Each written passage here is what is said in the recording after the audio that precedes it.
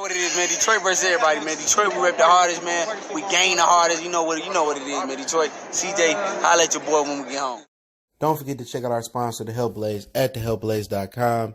100% all natural products from lotions, soaps, foot soaks, bath bombs, and much, much more. Use the promo code Goodfella1Boxing. Tell them your boy CJ Goodfella sent you. Get 18% off. We out. All right, this may be a long one. I consider going live, but right now I'm planning on going live for the Thunder and the Houston game. But not sure if I will. If I don't go live on that, I will go live on most of these topics. But let's talk. I mean, so much to cover in one video. I don't feel like chopping it up in 2 or 3 videos. I'm going to do one big, long video. We got Benavidez debuting in light heavyweight rankings as Beterbiev's #1 contender. We got this Keith Thurman and Terence Crawford thing going down. I don't have a per se number, but I have an ideal number. Also, Canelo, Avni, and Yildrim will tell you what kind of happened there and what they kind of tried to move around and do. But let's talk about it. Hit that subscribe button, bell icon button, share the video. We can take it wherever y'all want to take it at, but obviously this is a video. So let's start with Keith Thurman and Terence Crawford. Hopefully I won't be that long on this one. I mean, you got a lot of people all of a sudden for 22 months before Keith came back and fought Josito Lopez was the biggest bitch in boxing. All right? It'll be 18 months or around 18 months when he come back. His next date is, boxing say December 26th. I don't believe that, the week of Christmas. I believe he said he's coming back in January. He talked to AHAT on YouTube. Check that video out and shout out to him. All right? So it's going to be 18 months till he come back since the Pacquiao fight. Keith Thurman's been the biggest B for a long time. All of a sudden, what he says is true. Don't forget, this ain't the first time he called out Crawford. He called out Crawford on Instagram Live with Ray Flores from Premier Boxing Champions, and he said that, I just might sign it. And at the end of the day, it's funny how somebody who, all y'all black people and black fight fans, right? Y'all went against the grain on him for Manny Pacquiao. Wasn't no ethnic pride. Wasn't no LDBC, get behind the brother. Y'all sat there and y'all threw Keith Thurman on the bus. Y'all thought Pacquiao was going to shoot the fade and unify with Earl. Now y'all looking dumb as the days is long. Okay? Now, anything Thurman say is true, right? Okay? Bob Arum said he wanted a lot of money. How much money did he want? He wanted more than Amir Khan got. Excuse me. They haven't gave me, ooh, my neck. They haven't gave me a specific number, and we kind of waiting on that. If that does come out, usually they don't like to say numbers. But he's asking for more than $5 million. Now, there's a couple questions that I got today, and I'm not getting into the internet thing going back and forth with these knuckle draggers. All right, some of the questions I got. How Bob got the money for Pacquiao and not Keith Thurman? Pacquiao, if he do fight Terence Crawford, he'll go down to the Middle East. Somebody's going to put up a side fee, something like what they did with Matisse and Pacquiao in Malaysia, some what they did with Andy Ruiz and Anthony Joshua too. Some sheik or somebody in the Middle East, and also Billy Dibb and Amir Khan. Somebody's in the Middle East is going to put up this money for a big side fee, and I heard that they offered Manny Pacquiao a nice offer. All right? That is true. So that's the difference. Nobody's putting up a side fee as to what we know for Keith Thurman. Another question that I got as well was, how did Amir Khan get $5 million in guaranteed pay-per-view money? One of my, I think, UK subs told me in a live stream a few months ago that Amir Khan had international money coming in. So that's why Amir Khan got a high guarantee. He had a UK TV deal, so that's why his guarantee was so high, because he was going to pull some money in from the pay-per-view from Crawford or the television money from Crawford. I'm not sure if it's pay-per-view in the UK or not. So, want to know how Amir Khan got such a high guarantee? It's because of his international TV deal, or at least in the UK. So, at the end of the day, you got a lot of people insinuating like, oh, they just gave Amir Khan $5 million. Amir Khan is a global superstar. He's a star. He's known in the United States, and he's super known being a silver medalist in the UK. So he wanted more than what Amir Khan got. So that's probably north of $5 million. That's obviously north of $5 million. Is it 6? If it's 7? Who knows? Right now, they can't afford in the pandemic. People talking about Kell Brook. I heard Kell Brook wasn't an option. I hear he is an option. I heard from somewhere close to the situation that he ain't an option. I know he's an option for Keith Thurman. My thing is this. Keith Thurman, before all this shit started, before he called out Bud or debuted on Brian Custer a week ago, he said he had a fight date in January, right? Keith Thurman doesn't have a fan base in the UK. He hasn't fought there, I guess, outside the amateurs that I can remember. So he can't demand $5 million. It's the pandemic. They can't even afford Kell Brook. So this wasn't a thing where Keith Thurman came in and, you know, Kell Brook wasn't in discussion. He also trying to be in discussion with Kell Brook. They can't afford Kell Brook neither. Matter of fact, we can rewind it a little bit further to a couple weeks ago. They couldn't afford Teofimo Lopez until Loma gave a percentage of his purse back. You know what I'm saying? So if they're not going to make the best fight in boxing right now that could be made, and it has been made, or that has been made in Loma and Teofimo Lopez, if they can't afford $300,000 or $500,000 hike for Teofimo Lopez, how the fuck y'all think they're going to afford Keith Thurman? I mean, it's just common sense. Look at the cards they put on. It ain't like Top Rank just said, oh, he go $10 million to Loma, he go $10 million to Teofimo Lopez. They was penny pinching that fight, and that's the best fight they putting on this year.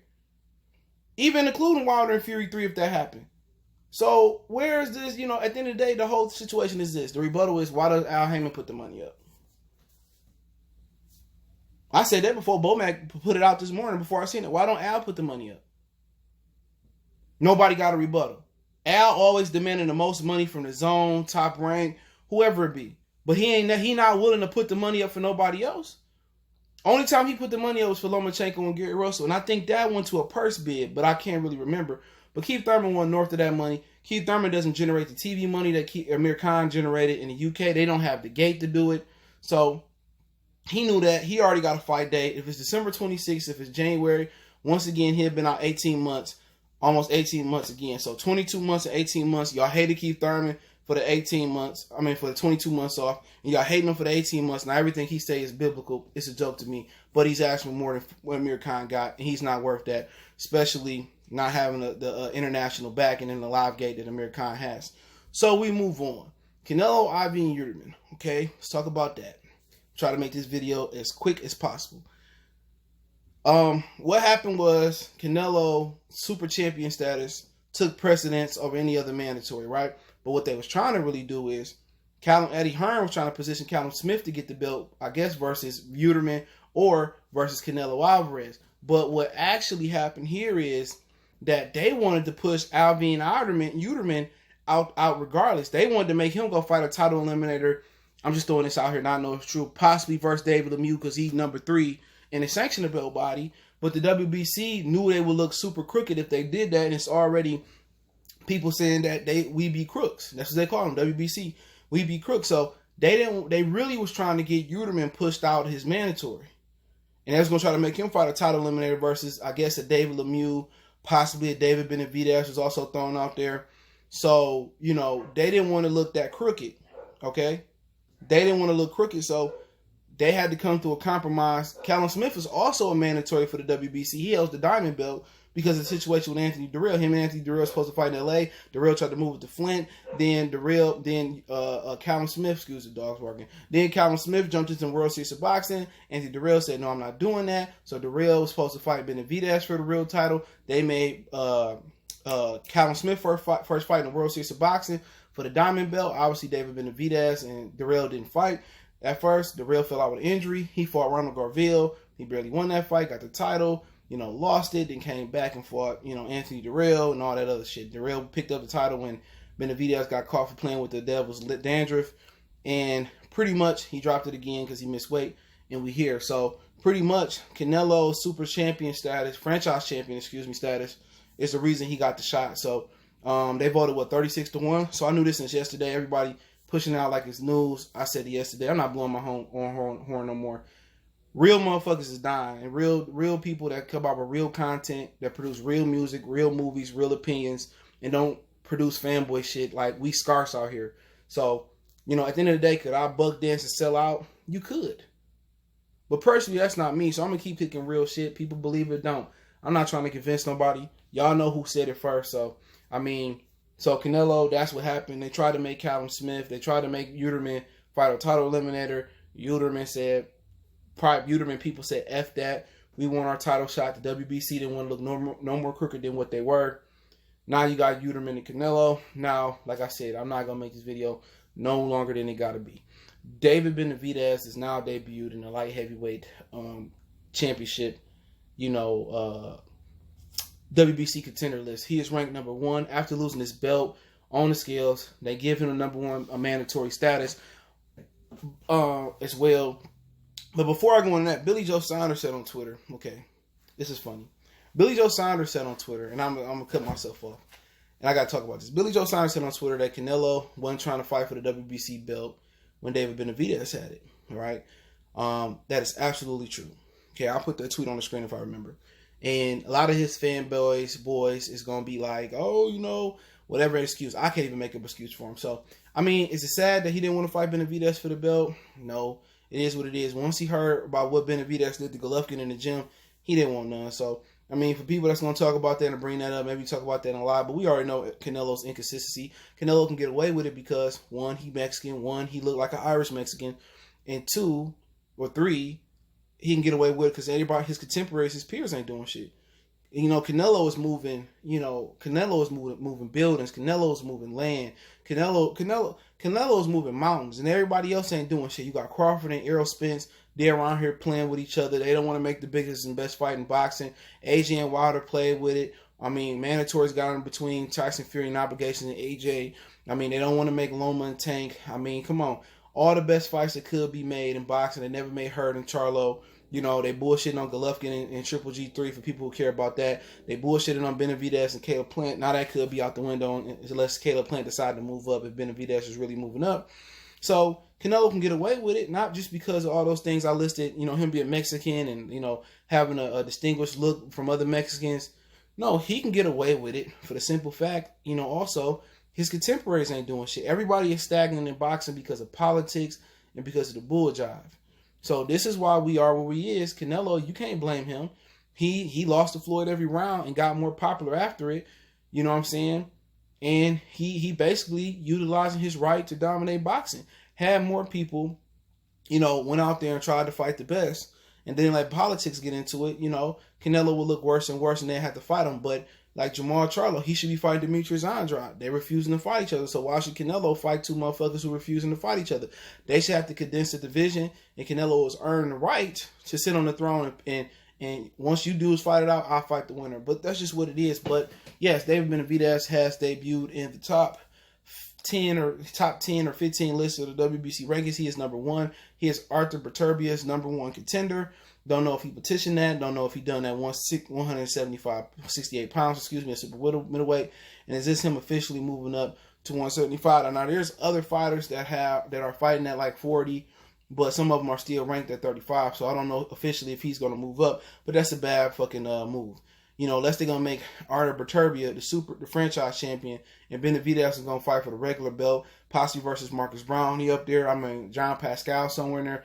John Pascal was actually, I read an article that he is supposed to be the mandatory for Artur Beterbiev. Maybe they plan to do Benavidez versus John Pascal now. Okay? So they plan to do Benavidez versus John Pascal, and they go make Beterbiev the franchise champion. Then, I mean, you know, it is what it is. But, you know, David Benavidez not ready for that animal. You know, if he really going to move up in weight, and he going to have to go in there versus Beterbiev or Dimitri Bivol, or if Aldi Alvarez win the unofficial WBO lightweight heavyweight tournament, you know, he going to lose to all of them. Only guy he maybe got a chance to beat is Alvarez, and if he get old. I know he pushing almost 40. He can't beat none of them. David Benavidez is going to get smashed on. Beterbiev going to make him his bitch. Bivol going to outbox him, and Aldi Alvarez probably knock his ass out too.